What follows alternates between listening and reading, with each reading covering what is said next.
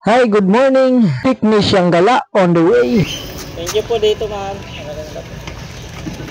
Akalain mo yun, may ganito talagang mga customer, mga ka-e-bike, galante kung magbigay. Ayun mga ka-e-bike, napakagandang araw po ito ngayon. At pagkatapos nga po natin ma-change oil yung e-bike at isi-test drive natin yan. At kung napapansin nyo nga po, ay tumutunog po habang nagpipreno tayo ng full brake.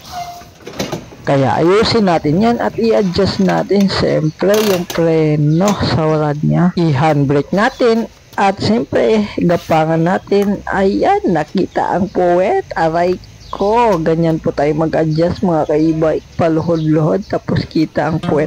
Pagkalamiun ragyod oy. At pagkatapos natin may adjust ay siyempre i-release natin yung handbrake at iti-test natin kung nakapit na ba at hindi na natunog. Okay na to mga ka-e-bike, successful po ang ating ginawa. Kaya ano pang gagawin? Ipasok na yan sa bahay at sa garahe nila ma'am. Ito nga po, medyo mataas po yung rampahan nila.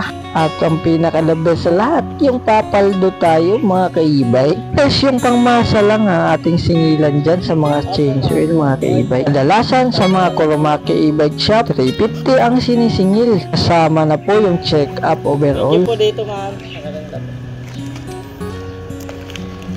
At dito nga po ay hindi po tayo nag-expect na ibibigay pala ni ma'am yung in-order nila na McDo sa atin. Siyempre, marespeto tayong tao, tanggapin na natin. At ito, nilagay ni ma'am dito, excellent, thank you.